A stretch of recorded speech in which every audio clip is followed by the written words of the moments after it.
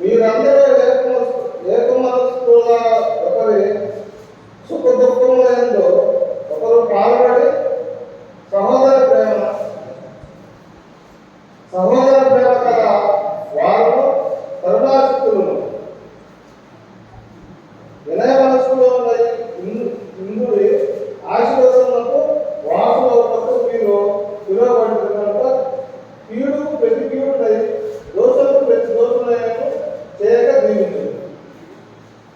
చక్కగా సహాయం చేసినప్పుడు ఒకరికి చూస్తూ రెండవ వారిగా వెనకాల వచ్చి పేరు రాసినటువంటి 2వ అధ్యాయంలో 15 నుంచి 19 వచ్చినారు.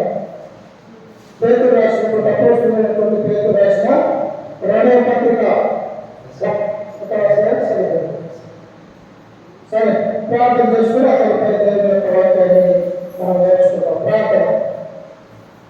మమ్మల్ని మిత్రులుగా ప్రేమించిన మా ప్రియపరమైన తండ్రి, మీ ఘనమైన అత్యున్నతమైన నామానికి వందనాలు, మీ స్తోత్రములు తండ్రి. గడిచిన కాలమంతయు మమ్మల్ని కాచి కాపాడి మా యొక్క జీవితంలో తండ్రి నూతనమైన రాత్రికాల సమయాన్ని మాకు అనుగ్రహించినందుకు తండ్రి, ఇదిగో మీ కుమారుడు మా రక్షకుడు ప్రభువైన యేసు క్రీస్తు నామమున కృతజ్ఞతలు చెల్లిస్తూ ఉన్నాము తండ్రి. ఉదయం మొదలుకొని సాయంత్రం వరకు తండ్రి మమ్మల్ని కూడా సజీవ రక్తంలో వచ్చినందుకు తండ్రి కృతజ్ఞతలు చెల్లిస్తూ ఉన్నాము.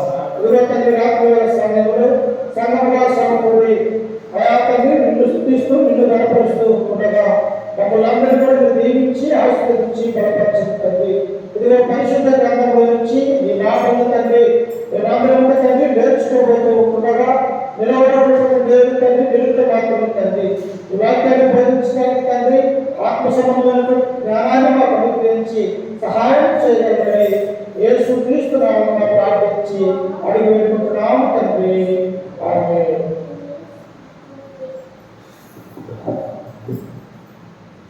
క్రీస్తునందు ప్రేమైనటువంటి దేవుడు అంటున్నారా, మనమందరం కూడా దేవుని యొక్క వాక్యాన్ని నేర్చుకుందాం.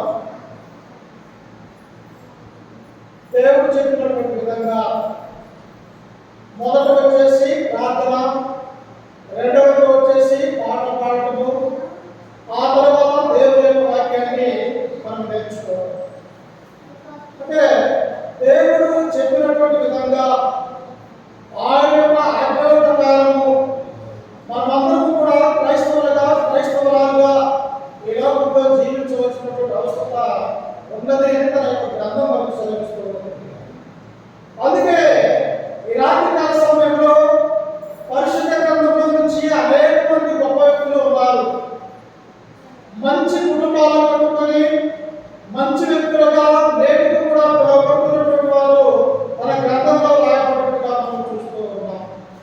ఒక వ్యక్తి చెడిపోవడానికి చెడిపోయినటువంటి వ్యక్తి ఎలా ఉన్నాడో దేవుని యొక్క గ్రంథం మనకు తెలియపరుస్తూ ఉన్నది.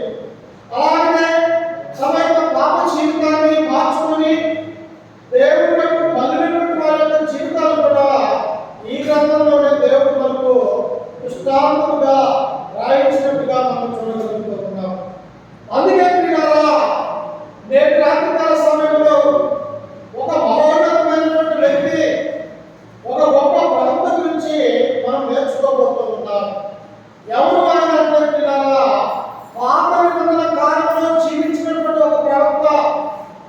అనేక మంది ప్రవక్తలు ఉన్నారు, పెద్ద ప్రవక్తలు ఉన్నారు, చిన్న ప్రవక్తలు ఉన్నారు. వారిలో ఉన్నటువంటి ఒక వ్యక్తి ఎవరు ఆయన అంటే ప్రియులారా, ఆమోసు అనే ప్రవక్త గురించి మనం నేర్చుకోబోతున్నాం. ఎందుకు ఆమోసు గురించి మనం తెలుసుకోవాలి అంటే, నీవు నేను ఎలాగైతే ఈ 2024 సంవత్సరంలో ఒక మానవుడిగా ఉంటూ ఉన్నామో, అలాగే క్రీస్తుకు పూర్వము 750 సంవత్సరంలో నుంచి 760 నుంచి 50లో ఉన్నటువంటి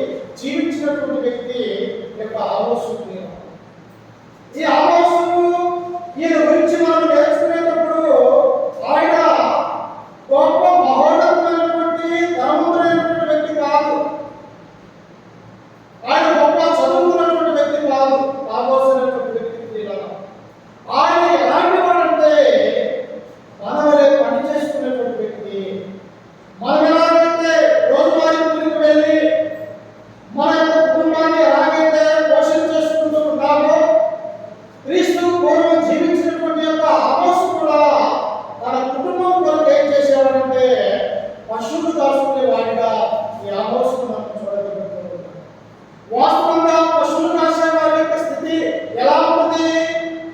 సమయానికి నీరు పోసుకోలేరు, సమయానికి మంచి తిండి తినలేనటువంటి వారిగా ఉంటూ ఉన్నారు, సమయానికి మంచి బట్టలు కూడా వారు వేసుకోలేరు. ఎందుకు? వారి యొక్క జీవిత విధానం ఎలా ఉంటుందంటే ఉదయం లేచిన దగ్గర నుంచి కూడా ఏ బలి ఎలా ఉన్నది, ఏ పిల్ల ఎలా ఉన్నది, దానికి పాలెలా కురిపించాలి, వాటిని ఎలా మంచి పచ్చగా బయలుకు తీసుకుని వెళ్ళి మంచి ఆహారాన్ని ఎలా పెట్టాలన్నటువంటి ఆలోచన ఒక గొర్రెల కాపరికే ఉంటూ ఉన్నది. అలాంటి వాడే ఈ యొక్క ఆమోసమైనటువంటి విషయాన్ని ఇక్కడ మనం చూడగలుగుతూ ఉన్నాం. అయితే ఇంటి పశువుల కాపరిగా ఉన్నటువంటి వ్యక్తి, ఇంటి పశువులు కాసుకుంటూ తన యొక్క జీవితాన్ని, తన యొక్క కుటుంబాన్ని పోషించుకున్నటువంటి వ్యక్తి దేవుడు ఏం చేశాడంటే తన యొక్క పనికి పిలుచుకున్నాడు. వాస్తవంగా ఎలాంటి వారిని దేవుడు పనికి పిలుచుకున్నాడు? మన యొక్క ఉద్దేశం ఏంటంటే మంచి ధనవంతులైనటువంటి వారిని, మంచి శరీరాకారంగా అందం కలిగినటువంటి వారిని, మంచి బలవంతుల్ని తన యొక్క పనికి పిలిపించుకుంటారని లోకంలో ఉన్నటువంటి మనం అనుకుంటూ ఉన్నాం. కానీ దేవుడు పట్టుకుంటే పిల్లగా దేవుడి దగ్గర ధనవంతులు లేరు, పేదవారనే వాళ్ళు లేరు, ఉన్నతమైనటువంటి వారు లేరు, అందహీనులు లేరు, అందమైనటువంటి వారు ఆయన దృష్టిలో లేరు. అందరూ కూడా ఒక్కడే అన్నటువంటి విషయాన్ని మనం అర్థం చేసుకోవాలి. ఎలాంటి వాడి యొక్క జీవితం అంటే పశువుల కాపరైన, పశువులు మేపేవాడు, పశువులను పోషించుకుంటూ తన యొక్క జీవితాన్ని జీవించేవాడిగా అమోసుకుంటూ ఉన్నాడు. అంత మాత్రమే కాదు, ఆయన అడవిలో కొన్ని వేడి చెట్లు వేసుకొని ఆ వేడి చెట్లకు కాపాడాలుగా ఉండి ఆ పంటను పోయించు ఇదిగో పట్టణంలోకి వెళ్ళి వ్యాపారం చేసేవాడిగా ఈ ఆమోసును మనం చూడగలుగుతూ ఉంటాం. అందుకనే యేసు క్రీస్తు దేవుడు ఈ లోకంలో జీవించినటువంటి కాలంలో కూడా ఎవరిని ఆయన పిలుచుకున్నాడంటే దాదాపు చూడండి పరిశుద్ధ గ్రంథంలో నుంచి కొరింథీయులకు రాసినటువంటి మొదటి పత్రిక 1వ అధ్యాయము అపోస్తలుడైనటువంటి పౌలు గారు కొరింథీయులకు రాసినటువంటి మొదటి పత్రిక 1వ అధ్యాయము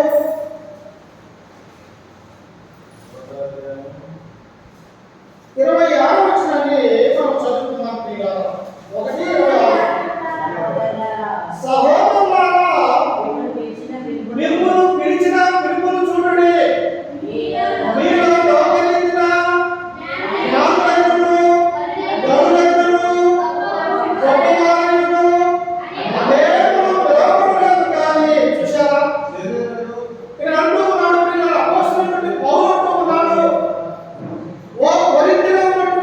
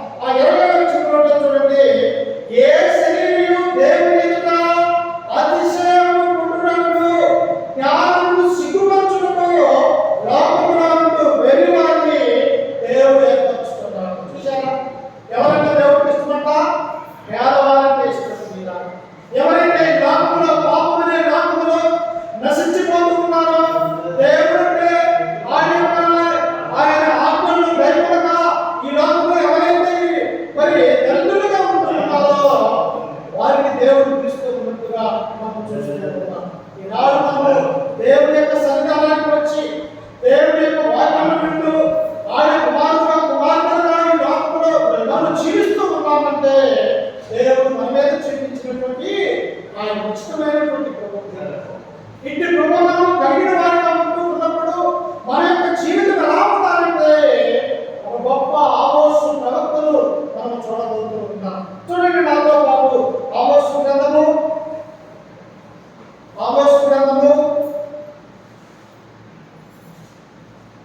1వ అధ్యాయము 1వ వచనాన్ని మనం చదువుకుందాం. ఆమోసు యూదా రాజైన ఉజ్జియా ఇశ్రాయేలు రాజుకు యెహోయాషు కుమారుడైన యెరోబాము దినములలో భూకంపము కలుగుటకు 2 సంవత్సరముల ముందు ఇశ్రాయేలును గూర్చి యెహోవాలోని పశువుల కాపరులలో ఆమోసు అను ఒకరికి కనబడిన ఎవరికి తన దర్శనం వచ్చిందంట పిల్లారా? ఎవరికి తన యొక్క పిలుపు వచ్చిందంట? పశువులు కాసుకుంటూ ఒకటిగా ఉన్నటువంటి ఆమోసుకు తన యొక్క గ్రామం ఎక్కడ ఉన్నదంటే ఏకాలో అనేటువంటి గ్రామంలో ఉన్నటువంటి ఆమోసుకు దేవుడి యొక్క దర్శనం పొందాడు. చూశారా? పశువులు కాసుకున్నటువంటి ఒక వ్యక్తి దగ్గరికి దేవుడు ఏం చేశాడంటే, అయ్యా నువ్వు ఇశ్రాయేలు దగ్గరికి వెళ్ళి దేవుని యొక్క వాక్యాన్ని నా మాటగా నీ నోట ఉంచుతూ ఉన్నావు కనుక నీ వెళ్ళి దేవుని యొక్క వాక్యాన్ని వారికి ప్రకటన చేయమని చెప్పేసి దేవుడు ఏం చేశాడంటే దర్శనము రీతిగా ఆమోసు కలిగినట్టుగా మనం చూడగలుగుతాం. ఎందుకు ప్రవక్తని అక్కడికి పంపిస్తాడంటే ప్రియులారా, మానవుడు పాపం చేస్తూ ఉన్నప్పుడు, మానవుడు దేవుడి నుండి దూరమైపోయి బ్రతుకుతూ ఉన్నప్పుడు దేవుడు ఏం చేస్తాడంటే తన ప్రవక్తలను ఆ ప్రజల మధ్యలోకి పంపిస్తాడు. ఎందుకు? తప్పిపోతున్నటువంటి మానవుడు ఎక్కడ పాపంలోనే ఉండి పాపంలోనే తన యొక్క జీవితాన్ని ముగిస్తాడో అని చెప్పేసి దేవుడు ఏం చేస్తాడంటే తన శిష్యుని జనుల దగ్గరకు పంపించేవాడిగా దేవుడు అనేటువంటి దేవుడు ఉన్నాడు. అలాగే ఆమోసును కూడా మనం చూస్తూ ఉన్నప్పుడు తనేటువంటి దేవుడయ్యా, నా పిల్లలైనటువంటి ఇశ్రాయేలు ప్రజలు ఎక్కడ పాపం చేసి నా నుండి దూరం అయిపోయి ఈ లోకంలో మరణించిపోతారని చెప్పేసి ఆ పశువుల కాపరైనటువంటి ఆ ఆమోసును ఎక్కడికి పంపిస్తున్నారంటే ఇశ్రాయేలు ప్రజల దగ్గరికి పంపిస్తున్నారు దేవుడు. అందుకనే లూకా సువార్త 19వ అధ్యాయము 10వ వచనంలో నశించిన దాన్ని వెనక రక్షించుటకు మనిషి కుమారుడు లోకానికి వచ్చాడు. ఎవరైతే నశించిపోతూ ఉన్నారో, ఎవరైతే దేవునికి దూరమైపోయి బ్రతుకుతూ ఉన్నారో వారిని క్రీస్తులోనికి రక్షించడానికి యేసు క్రీస్తు వారి యొక్క లోకానికి స్వయంగా ఒక మానవ ఆకారాన్ని ధరించుకొని ఈ లోకానికి వచ్చినట్టుగా మనం చూడగలుగుతున్నాం. అందుకే ఇక్కడ ఇశ్రాయేలు ప్రజలు కూడా వారి యొక్క మార్గాన్ని చెప్పేస్తున్నారు. ప్రియులారా, వారు ఎలా ఉన్నారంటారు? చూడండి, పరిశుద్ధ గ్రంథంలో నుంచి మనము చూస్తూ ఉన్నప్పుడు ప్రియులారా, వారు తమ యొక్క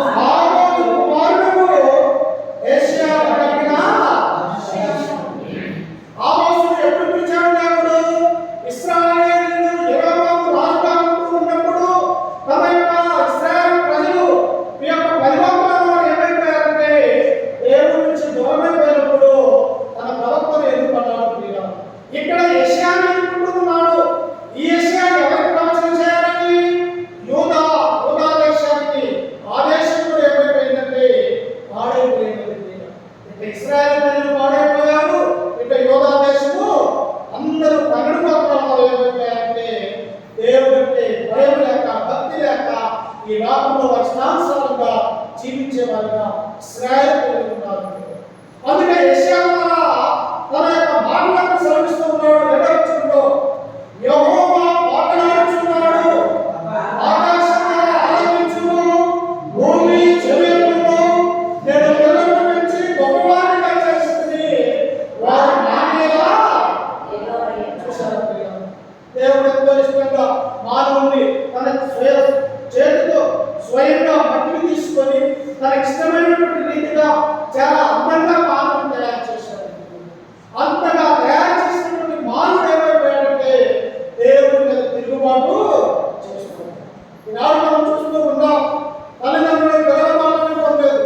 పిల్లలు తమ యొక్క సొంత ఆలోచన ప్రకారం సాతాను యొక్క మార్గంలో పడిపోతూ ఉన్నారు ప్రియులారా. అయితే దేవుడు అంటున్నాడు, ఆకాశము ఆలకించును, భూమి చెవియొగ్గును, నేను పిల్లలను పెంచి గొప్పవారిగా చేస్తుంది, వారు నా మీద.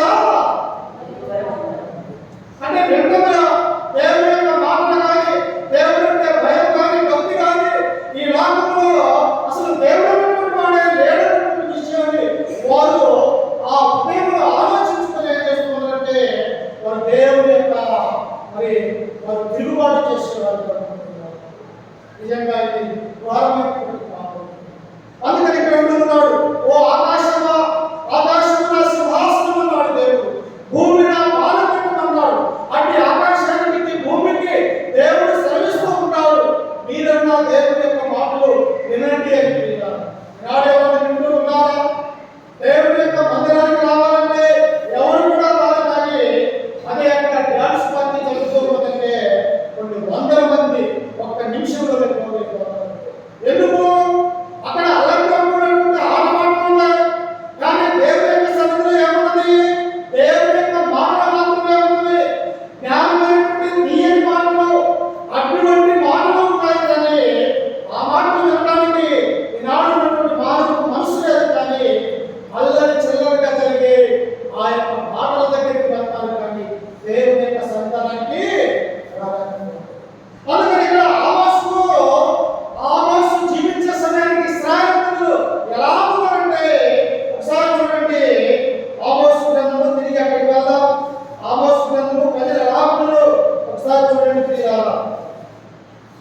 ఆమోసు గ్రంథము 2వ అధ్యాయము 6వ వచనం చదువుతున్నాం. 2:6 యెహోవా సెలవిచ్చినదేమనగా, ఇశ్రాయేలు 3 సార్లు 4 సార్లు చేసిన దోషమును బట్టి నేను తప్పకుండా దాన్ని శిక్షించును. చూశారా? ఒక్కసారి తన ప్రవర్తన పంపిస్తూ ఉన్నారు. 2 సార్లు పాపం చేశారు, 3 సార్లు 4 సార్లు పాపం మీద పాపం మీద పాపం, పాపం మీద పాపం. మానవుడు ఏం చేస్తుంటే 4 సార్లు పాపం చేస్తూ ఉన్నాడు. దేవుడు ఒకసారి చూశాడు, అయ్యో నా పిల్లలు వారిని ఇప్పుడే శిక్షిస్తే వారు నరకానికి వెళ్ళిపోతారని చెప్పేసి తన ప్రవక్తను అక్కడికి పంపించాడు. 2వసారి చూశాడు పరలోకం నుండి, 3వసారి చూశాడు, 4వసారి. ఎన్నిసార్లు తన యొక్క కనుచూపు మానవుల వైపు చూస్తూ ఉన్నప్పటికీ కూడా వారి యొక్క పాపం ఏం చేస్తుందంట? మానడం లేదు. అందుకే ఆమోసు ప్రవక్త అక్కడ అంటూ ఉన్నాడు. కింద వచనంలో చూడండి, 7వ వచనంలో ఏమంటున్నాడు? 6 ద్రవ్యములకై గాని జనులు నీతిమంతులను అమ్మివేయుదురు, పాదరక్షణ కొరకై పేదవారిని అమ్మివేయుదురు. ఎలా ఉన్నారంటే జనులు వారిని చెప్పుకోవాలంటే పేదలను తాకట్టు పెట్టేవారుగా ఉంటూ ఉన్నారు. వారికి మంచి వస్త్రాలు పెట్టుకోవాలంటే ఎక్కడైతే ఎగరాలు ఉంటుందో ఆ ఎగరాల ఆస్తిని దోచుకోవాలన్నటువంటి ఆలోచన ఆనాడున్నటువంటి ఇశ్రాయేలు ఉన్నటువంటి పెద్దలు ఈ విధంగా ఆలోచన చేస్తూ ఉన్నారు. అందుకనే దేవుడు ఎక్కడ అంటూ ఉన్నాడు, ఎలా ఉన్నారంటే జనులు ద్రవ్యములకై గాని జనులు నీతిమంతులను అమ్మివేయుదురు, పాదరక్షణకై చూడండి పేద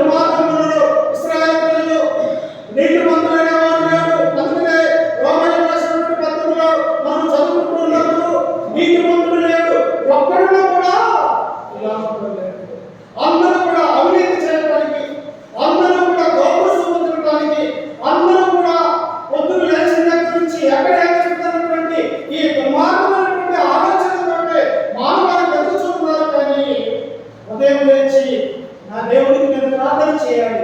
నన్ను ఈ రాత్రికాల సమయంలో నన్ను నా కుటుంబాన్ని తన ఎక్కడికి భద్రపరిచాడు కాబట్టి నేను బలపెట్టాలన్నటువంటి ఆలోచన ఏ ఒక్కరికి కూడా లేనట్టుగా మన గ్రంథం మనకు సెలవిస్తుంది. ఆమోసు నివసించే సమయానికి ఇశ్రాయేలు ప్రజలు ఎలా ఉన్నారంట? తండ్రి కుమారుడు ఏం చేస్తున్నారంటే ఒక్క వ్యభిచారానికి వెళ్తూ ఉన్నారు. చూసారా? తండ్రి తన కుమారుడికి బుద్ధి చెప్పాల్సినటువంటి వాడు వ్యభిచారంగా కోపంలో మునిగిపోతూ ఉన్నాడు. కుమారుడు ఏమైపోతున్నాడు? తండ్రి నడిచినటువంటి బాటనే నడుస్తూ ఉన్నాడు.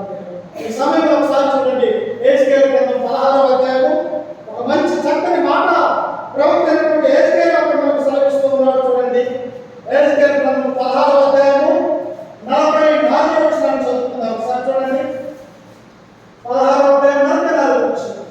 సామెతలు చెప్పు వారందరూ తల్లి ఎట్టిన బిడ్డయు అట్టిదే అని నిన్ను గూర్చి అందురు. చూసారా? నీ తండ్రి మంచి నడవడితో నడిస్తే, తల్లిదండ్రులుగా ఉన్నటువంటి మనము దేవుడంటే భయం, భక్తి, విశ్వాసం కలిగి నడిస్తే మన పిల్లలు కూడా దేవుని యొక్క విశ్వాసంగా ఉండటానికి అవకాశం ఉంటుంది. మనం తల్లిదండ్రులుగా మన బాధ్యతను మరిచి ఈ లోకంలో ఉన్నటువంటి శరీరాశను నెరవేర్చేవారిగా మనముంటే దేవుడు తన ప్రవక్త ద్వారా యెహెజ్కేలు ద్వారా అంటూ ఉన్నాడు, తల్లి ఎట్టిదో బిడ్డ కూడా అట్టిదే. దేవుని యొక్క వాక్యం ఇది. కళ్ళలో కలిగినటువంటి కబుర్లు చెప్పే మాటలు కాదు ఇవి. దేవుడు తన గ్రంథంలో మనం తెలుసుకోవాలని, తన ఆజ్ఞలను మనం పాటించాలని, గైకొనాలని తన ప్రవక్తల ద్వారా 66 గ్రంథాలు మనకు ఇచ్చి ఉన్నాడు. అక్కడ ఇశ్రాయేలు ప్రజలు ఆమోసు జీవించే సమయానికి ఎలా ఉన్నారంట? తండ్రి కుమారుడు కలిసి ఒక్కదాన్నే పోయేవారిగా ఉంటున్నారు. వ్యభిచారం అనేది మహా చెడ్డ పాపము అని తన గ్రంథం మనకు సెలవిస్తుంది. ఇంకా చూడండి, ఆమోసు గ్రంథము తిరిగి ఆమోసు గ్రంథానికి చూడండి, అక్కడ ఏమంటున్నాడు ఆయన? 8వ వచనము, తాకట్టుగా ఉంచబడిన బట్టలను అప్పగింపగా వాటిని పరుచుకొని పరిమితులన్నిటి యొక్క పండుకొందురు, జుర్మానసముతో కొనిన ద్రాక్షారసమును దేవుని మందిరములోనే పానం చేయదు. చూసారా? అన్యాయంగా సంపాదించినటువంటి ఆ సొమ్మును ఆనాడున్నటువంటి ఇశ్రాయేలు ప్రజలు ఏం చేస్తున్నారంటే, పేదల దగ్గర పన్ను వేయటము, విధవరాల దగ్గర దోపుడు సొమ్ముగా లాక్కోవటము, ఈ వచ్చినటువంటి ఈ సొమ్మును ఏం చేస్తున్నారంటే దేవుని మందిరంలోనే తినుచు త్రాగుచు పానం చేస్తూ ఉన్నారు. ఎంత దుర్మార్గం! దేవుని యొక్క మందిరంలో, దేవుని యొక్క సన్నిధిలో దేవుడు మహిమపరచబడాలి, దేవుని యొక్క సన్నిధిలో ఆయన కనపరచబడాలని తన యొక్క మందిరాన్ని దేవుడు మనకిస్తే, ఈ ఇశ్రాయేలు ప్రజలు ఆ మందిరంలో ఏం చేస్తున్నారంటే త్రాగుతూ అక్కడే పడుకుంటూ ఉన్నారు. అందుకే ఆమోసుని ఆ ఇశ్రాయేలు ప్రజల మధ్యకి తన ప్రవక్తను పంపిస్తూ ఉన్నారు. ఏమంటున్నాడు ఆయన? ఇంకా చూడండి, ఆ ఇశ్రాయేలు ప్రజలు పురుషులు ఎలా ఉంటే స్త్రీలందరూ సరిగా ఉండాలంటే స్త్రీలు కూడా సరిగా లేదు. పురుషులు వచ్చేసి త్రాగుతా, వ్యభిచారం చేస్తా ఈ లోకంలో పాపంలో కూరుకుపోతూ ఉన్నారు. ఒకవేళ మహిళలు కదా, స్త్రీలు కదా, వీరంతా దేవుని యొక్క సన్నిధానానికి వస్తుందా అంటే వీరు కూడా ఎలా ఉన్నారో ఒకసారి చూడండి. అదే ఆమోసు గ్రంథము 4వ అధ్యాయము, ఆమోసు గ్రంథము 4వ అధ్యాయము మొదటి 2 వచనాలు చదువుతున్నా చూడండి. శోభన పర్వతమున్న భాషను ఆవులారా, దరిద్రులను బాధపెట్టుచు పేదలను నరగొట్టువారులారా, మాకు భారము తెచ్చియుడని మీ యజమానులతో చెప్పువారులారా, ఈ మాటను ఆలకించుడి. ఎవరంటే వీళ్ళు? భాషను ఆవులారా అంటే కలిసినటువంటి స్త్రీలాగా అర్థం. భాష అనే ప్రాంతం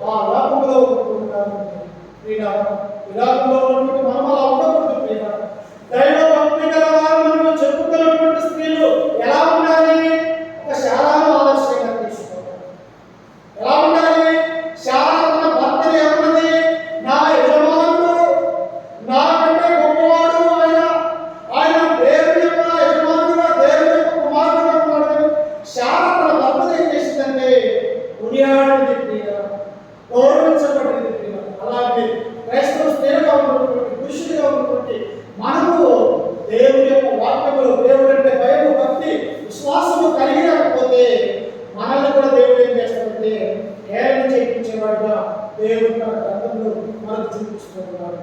అందుకని చూడండి ఆమోసు గ్రంథంలో చివరిగా 2 మాసాలు గురించుకుందాం. ఎలా ఉంటుంది దాని యొక్క శిక్ష? ఆమోసు గ్రంథము 3వ అధ్యాయము 3వ వచనం చదువుకుందాం.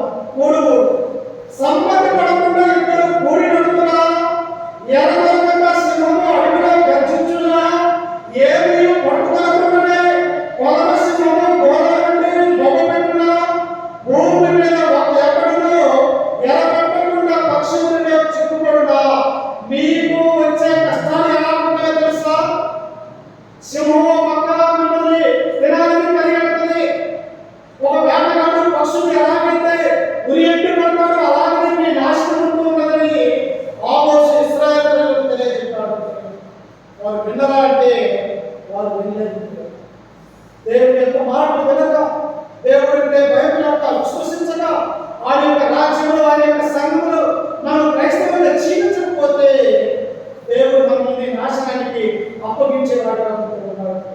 అందుకనే అదే ఆమోసు గ్రంథంలో మనము చదువుకుంటూ ఉన్నప్పుడు ఒకసారి చూడండి ఎలాంటి శిక్ష మనకి ఇక్కడ ఉంటూ ఉన్నదో. అదే ఆమోసు గ్రంథం 5వ అధ్యాయము 19వ వచనం చదువుకుందాం. 5:19 ఒకడు సింహము నుండి తప్పించుకొనగా ఎలుగు వంటి ఎదురైనట్టు చూసారా? చూడండి, ఒకడు ఏం చేశాడంటే అడవికి వెళ్ళాడు. అడవిలో సింహము కనిపించింది. సింహం కనిపిస్తే మనిషి అసలు మరి ధైర్యంగా ఉండగలుగుతాడా? ఉండలేవు.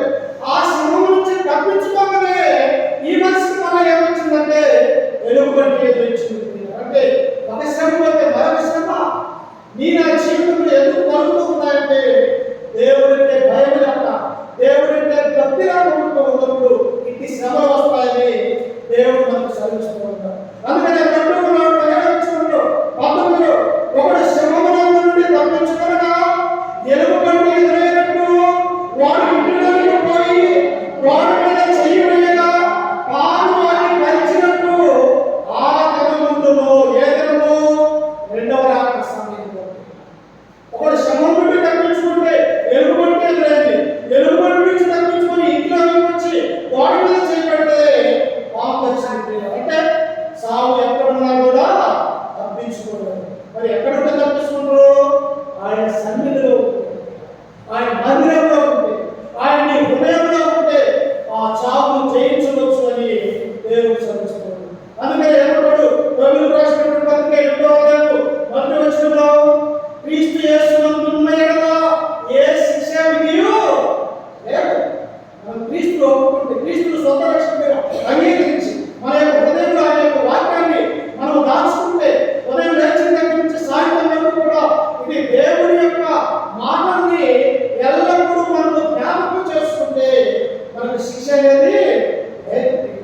కాబట్టి ఆనాడు ఉన్నటువంటి ఇశ్రాయేలు తప్పిపోయారు, యెరూషలేములో ఉన్నటువంటి యూదులు తప్పిపోయారు, పురుషులు తప్పిపోయారు, స్త్రీలు తప్పిపోయారు. అందరూ కూడా ఏం తప్పిపోయారంటే పాపంలో నింపుకున్నారు. కాబట్టి మనం అలా ఉండక యేసు క్రీస్తు మన తన స్వరక్తాన్నిచ్చి తన యొక్క సంఘం అనే క్రీస్తు సంఘాన్ని స్థాపించుకున్నాడు. ఆ సంఘంలో మనం అందరం కూడా సభ్యులై ఆయన యొక్క శరీరంలో అవయవులుగా ఉన్నట్లయితే మనకు ఏ శిక్ష కూడా లేదు. అందుకని అన్నట్టు ప్రయాసపడి భారం మోసుకొనుచున్న సమస్తమైన వాళ్ళారా నా యొద్దకు నేను మీకు విశ్రాంతిని కలుగజేస్తాను. నీవు ఎక్కడికి తిరిగినా, ఏ గుడికి వెళ్ళు, ఏ విగ్రహాల దగ్గరికి పో, ఏ డాక్టర్ దగ్గరికి పో, ఏ పూజారి దగ్గరికి పో, నువ్వు ఎక్కడికి వెళ్ళినా కానీ నీకు స్వస్థత అనేది లేదు. ఎక్కడికి వెళ్ళాలంట? క్రీస్తు దగ్గరికి రావాలి. వాడి దగ్గరికి వచ్చి దేని మనసులో వెళ్ళాలా మనము దేవుడు మనల్ని బ్రతికించగలుగుతాడన్న విషయాన్ని ఇక్కడ మనం చదువుకోవాలి. అందుకనే చూడండి పేతురు రాసినటువంటి పత్రిక 5వ అధ్యాయము ఒకసారి చూడండి. అపోస్తలుడైనటువంటి పేతురు రాసినటువంటి పత్రిక 5వ అధ్యాయము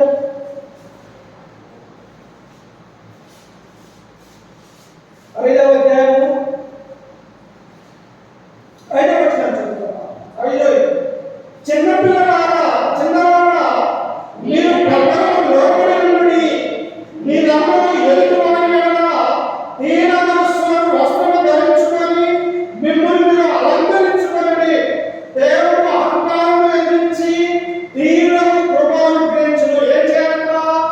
చిన్నపిల్లలా అంటే మనమే క్రైస్తవులాగా మీరు దేవుని మనస్సు కలిగి ఉండాలి. ఏ మనస్సు కలిగి ఉండాలి? ఇదిగో క్రీస్తు యేసు కలిగిన ఈ మనస్సును మీరు కలిగి ఉండాలి. యేసు క్రీస్తు ఈ లోకంలో ఎన్ని శ్రమలు పడ్డా, ఎంతమంది దూషించినా, ఆయన మీద భూమి వేసినా, ఆయన మరణంతో పంపించినా, ఆయన అన్ని సహించినటువంటి వాడిగా యేసు క్రీస్తు ఉంటూ ఉంటారు. మరి మీరా జీవితంలో ఎదుటి వారు ఏమన్నా మనం మోసపడకుండా, ఎదుటి వారు ఎంతమంది ఇబ్బంది పెట్టినా మనం ఏం చేయాలంటే ప్రార్థన పూర్వకంగా దేవునికి సమర్పించాలి.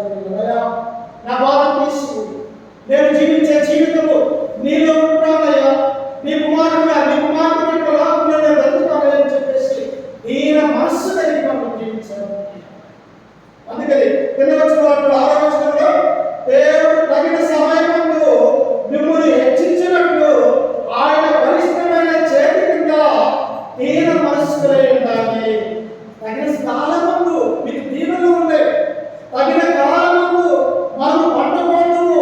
తగిన కాలమందు దేవుడు మనల్ని దీవించడానికి ఆయన మన హస్తాలను ఆశీర్వాదంగా ఉంచుతున్నాడు. కాబట్టి మనం ఇశ్రాయేలు ప్రజల వలె కుమారుల వలె ఉండక, యోధా స్త్రీల వలె గర్విష్ఠురాలై ఉండక ఈ లోకంలో దీన మనస్సులై ఉండాలని దేవుడు మనకు సూచిస్తున్నాడు. కాబట్టి ఈ రాత్రికాల సమయంలో వింటున్నటువంటి మనము, మన పిల్లలకి మనము దేన్ని పాటించాలి అంటే దీన మనస్సు కలిగి ఆయన బలిష్టమైనటువంటి లెక్కల కింద మనం ఉండాలి. కాబట్టి ఈ వాక్యాన్ని మరి బోధించినటువంటి నేను విన్నటువంటి మీ అందరికీ కూడా యేసుక్రీస్తు నామములో వందనాలు తెలియజేస్తూ ఈ వాక్యాన్ని ముగించుకుంటూ ఉన్నాను.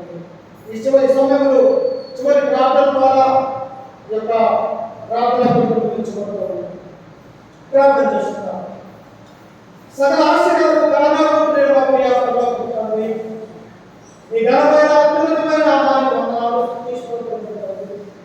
గడిచిన కాలం అంతా మమ్మల్ని కాచి కాపాడేటప్పుడు ఇదిగో మా యొక్క జీవితంలో మరొక శ్రేష్టమైన నిరాటకాల సమయంలో తండ్రి మాకు అనుగ్రహించిన విధానాన్ని బట్టి ఇదిగో నీ కుమారుడు మా రక్షకుడు ప్రభువైన యేసుక్రీస్తు నామములో మీకు ధన్యవాదాలు చెల్లిస్తూ ఉన్నాం. తండ్రి, ఎక్కడైతే ఇద్దరు ముగ్గురు కూడి నా నామమున ప్రార్థన చేస్తారో వారి మధ్యన ఉంటారని సెలవిచ్చిన దేవా, నిరాటకాల సమయంలో తండ్రి మా మధ్యన మీరు ఉన్నారని మేము నమ్ముచున్నాము. తండ్రి, ఇదిగో తండ్రి ప్రవక్తైనటువంటి ఆవాసం నుంచి మేము నేర్చుకుంటూ ఉన్నాం.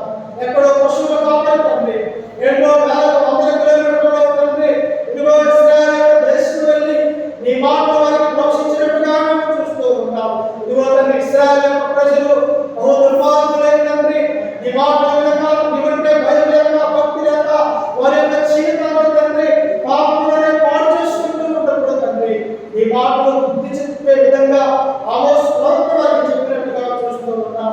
అలాగే యోధా దేశంలో ఉన్నటువంటి స్త్రీలు గర్విష్ఠురాలని ఘోర చూపులు చూస్తూ తమ కాళ్ళకు గజ్జలు లోపించుతూ ఈ నుండి దూరం అయిపోయినట్టుగా మేము చూస్తూ ఉన్నాము. తండ్రి, మేమంటే అలా ఉండక తండ్రి నీ ఎంత భయభక్తులు కలిగి తండ్రి నీవంటే విశ్వాసం కలిగి నమ్మకం కలిగి ఈ లోకంలో జీవించుటకు ప్రభు చూపించే సహాయం చేయండి తండ్రి.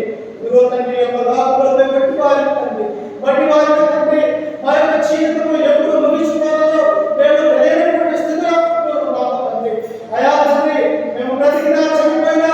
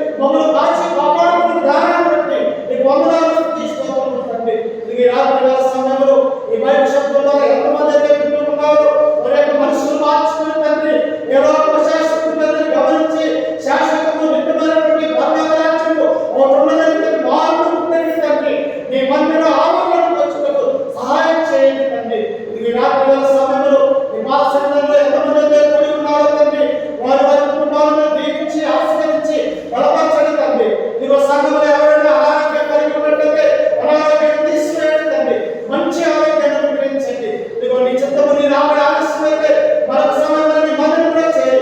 ఆత్మతో శత్రువుతో నిన్ను కనపరిచే గొప్ప భాగ్యాన్ని మా అందరికీ అనుగ్రహించగలరని ఈ రాత్రికాల సమయంలో సంఘటనలను మా మీదను వెంటనే అనుగ్రహించగలరని ఈ మానవుడు మా రక్షకుడు మా ప్రభువైన యేసు పరిశుద్ధ నామమున ప్రార్థించి అడిగేట్టున్నాము తండ్రి.